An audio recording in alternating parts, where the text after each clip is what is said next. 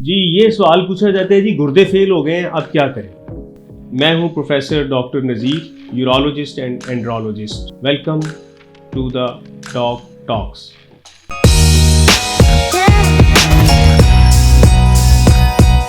अच्छा देखें जी, आप ये बड़े लोग पूछते हैं जी डॉक्टर साहब गुर्दे फेल हो गए तो क्या होता है जी। उनका कोई जगह जगह इश्तहार लगे हुए, अखबारों में आ रहा है, टीवी पे आ रहा है, रसालों में आ रहा है, नेट पे आ रहा है जी गुर्दे फेल है तो ये ना कराएं वो ना कराएं, हमारे पास आएँ, 2 पुड़ियाँ खाएं, फलां करें। डॉक्टर साहब आप क्या कहते हैं? आप प्रोफेसर ऑफ यूरोलॉजी हैं, आपने ये किया है वो किया है। तो मैं आज बताना ये चाह रहा हूँ, देखें गुर्दे फेल हो गए हैं ना, अब 2 तरह के हम उसकी डिवीजन पहले करते हैं कि गुर्दे क्या अचानक फेल हो गए हैं या वो Aahista Aahista over the period of years continuous उनमें डैमेज हो रहा है और उसके बाद वो मुस्तकिल तौर पर गुर्दे फेल हो गए हैं, जिसको हम क्रॉनिक किडनी डिजीज़ कहते हैं या एंड स्टेज रीनल डिजीज़ कहते हैं। या इसको 2 तरह से और तरीके से भी तकसीम किया जा सकता है गुर्दों के फेलियर को, कि क्या जो गुर्दों को फेलियर हुआ है इज़ इट रिवर्सिबल और इज़ इट इर्रिवर्सिबल, ये आर्जी है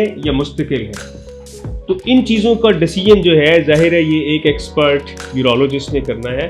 अगर आपके अचानक गुर्दे फेल हो गए, आप बैठे हुए थे, अचानक कोई बीमारी हुई और एक चंद घंटों में या एक दिन के अंदर अंदर पता चला कि आप बिल्कुल कल गुर्दे बिल्कुल ठीक थे, आज बिल्कुल फेल हो गए, सुबह ठीक थे, दोपहर को ख़त्म हो गए, तो इसकी जो वजूहात होती हैं वो भी आमतौर पर आर्जी होती हैं, जिसमें अचानक ब्लड का लॉस, सीवियर नोजिया, वॉमिटिंग, इतनी ज़्यादा वॉमिटिंग हुई है कि डिहाइड्रेशन हो गई है। इसके अलावा कोई ऐसी पॉइजन बंदे के अंदर चला गया किसी भी तरीके से, या कोई खुराक ऐसी चली गई है, या उसमें कोई पानी की शदीद कमी का जैसे मैंने जिक्र किया है वो हो गया है, या रोड ट्रैफिक एक्सीडेंट हुआ है और किडनी को बहुत सीवियर डैमेज हुआ है और उस ट्रॉमा की वजह से वो, तो ये आमतौर पर अचानक किडनी फेलियर होता है और ये आमतौर पर आर्जी होता है।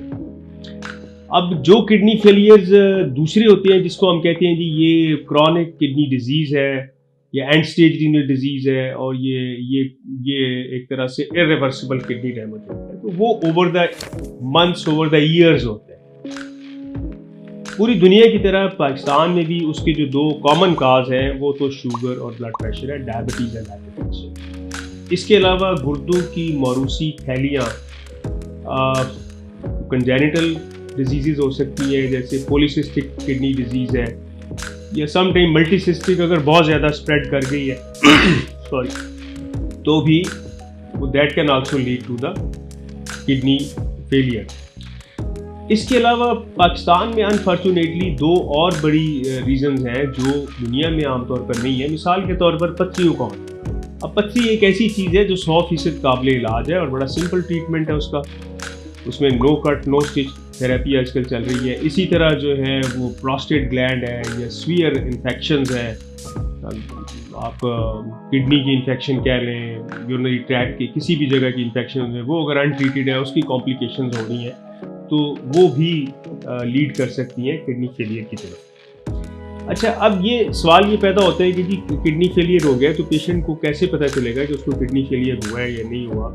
तो एक तो ये चीज़ है कि जी जिस तरह इंसान जो है अपनी गाड़ी का रेगुलर चेकअप करवाता है, आप अपनी एसी की सर्विस करवाते हैं, तो हमारे पास जो सबसे कीमती चीज़ है वो हमारी अपनी सेहत है, ह्यूमन बॉडी है। तो उसका भी हमें जितना भी हम अफोर्ड कर सकते हैं हमें कोशिश करनी चाहिए कि उसका रेगुलर चेकअप होता रहे, और रेगुलर चेकअप के ज़रिए भी पता चल जाएगा कि कोई चीज़ डिस्टर्ब तो नहीं हो रही है आपकी किडनी फंक्शन, जिसमें कॉमन टेस्ट यूरिया क्रिएटिनिन है वो आप करवा के देख सकते हैं, शुगर है, ब्लड प्रेशर है, उसको कंट्रोल उसका देखें। अलामात में से ये हो सकता है कि पेशेंट को भूख में उसकी कमी हो सकती है, उसके यूरिन में कमी आ सकती है, उसके जिस्म में स्वेलिंग हो सकती है, उसको मतली, नोजिया, वॉमिटिंग की फीलिंग आ सकती है। इसके अलावा वो बड़ा लेथार्जिक और बड़ा टायर्ड और नकाहत बाज़-औक़ात हो जाती है, इस तरह की फीलिंग आ सकती है। समटाइम उसके चेहरे पे स्वेलिंग हो जाती है और फिर ये भी हो सकता है कि उसका यूरिन बिल्कुल ही बंद हो जाए या यूरिन में ब्लड आना शुरू हो जाए, या अचानक पता चले जी उनको कोई ग़ुनूदगी सी तारी हो गई है और आप कह लें कि इर्रेलेवेंट टॉक्स शुरू कर दी हैं। तो ये बहुत सारी चीज़ें हैं जो जब यूरिया क्रिएटिनिन या और टॉक्सिक पॉइजन अगर बॉडी में जमा हो रहे हैं तो उसके कंसिक्वेंसेस में ये सारी चीज़ें हो सकती हैं। تو اس طرح کی کوئی بھی علامت آ رہی ہے تو یہ ایک انڈیکیشنز ہوتی ہے، لیکن ڈیفینیٹلی ظاہر ہے یہ ایک ماہر ڈاکٹر کا کام ہے کہ وہ اس کو ڈائگنوز کرے اور اس کو تشخیص کرے۔ اب اگر اس قسم کی کوئی چیز ہو گئی ہے تو پھر بہت سارے لوگ یہ پوچھتے ہیں جی کیا جی یہ گردے فیل ہونے سے بچائے نہیں جا سکتے؟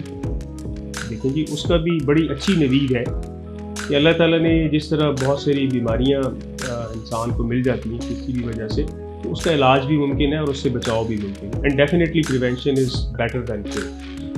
اس کا طریقہ یہ ہوتا ہے کہ دیکھیں ایک تو جیسے ریگولر ہیلدی لائف سٹائل کی ہم بات کر رہے ہیں، اپنی صحت کا خیال رکھنا ہے۔ پھر یہ ہے کہ اگر پتہ چل گیا ہے کہ کسی کو بلڈ پریشر ہے یا شوگر ہے یا پتھری ہے یا پولیسسٹک ڈیزیز ہے، پانی کی تھیلی ہے، پراسٹیٹ گلینڈ کا ایشو ہے، انفیکشنز ہے، ان سب کو جب ہم بہترین کنٹرول میں رکھیں گے تو کڈنی فیلئر کے چانسز بالکل منیمائز ہوتے چلے جائیں گے، اور کڈنی کو جو ڈیمیج ان بیماریوں نے کرنا ہے وہ اتنا پرولونگ ہو جائے گا کہ ہو سکتا ہے پوری لائف ٹائم میں کسی بھی ڈائبیٹک پیشنٹ کو یا ہائپرٹینسو پیشنٹ کو ڈائلسس کی ضرورت ہی نہ پڑے اور وہ اس کے گردے فیل نہ ہوں۔ بندے کی زندگی 70 ایئر ہے آف ایج، اس نے 70 ایئرز میں ہی اس کی ایک ہم کہہ دیتے ہیں جی ایک لکھی ہوئی ہے اس کی۔ اب 50 ایئرز کے بعد کیا اس نے بیڈ ریڈن رہنا ہے؟ کیا اس نے بیساکھیوں کے سہارے چلنا ہے؟ کیا ہر وقت ہسپتال میں اور نرسوں کے علاج کے اوپر رہنا ہے؟ ایک ڈاکٹر دوسرا ڈاکٹر، ایک دوائی دوسری دوائی، ڈائلسس، ٹرانسپلانٹ، کمپلیکیشنز، صحت کی بے شمار اس کی کیا کہنا چاہیے ڈیٹیریوریشن، کیا اس چکر میں رہنا ہے؟ یا اپنی ہیلدی لائف سٹائل گزارنی ہے، اس نے ایک ایکٹیو ممبر رہنا ہے، پروڈکٹیو ممبر رہنا ہے۔ تو ہم کوالٹی آف لائف کی بات کر رہے ہیں۔ کوالٹی آف لائف گزارنے کے لیے ظاہر ہے آپ جب ان بیماریوں کو، ان چیزوں کو، ان رسک فیکٹرز کو کنٹرول کر لیں گے تو ڈیفینیٹلی اس میں اللہ تعالیٰ جو ہے وہ حامی و ناصر ہوگا اور آپ کی صحت اچھی ہوگی۔ تو اس کا خیال رکھیں، اپنے گردوں کو بچا کے رکھیں، کیونکہ صحت کے ساتھ ہی سب کچھ ہے۔ صحت اچھی ہے تو زندگی میں ہر چیز اچھی لگتی ہے، اور صحت مند گردے صحت مند زندگی کی نشانی ہے۔ بہت شکریہ۔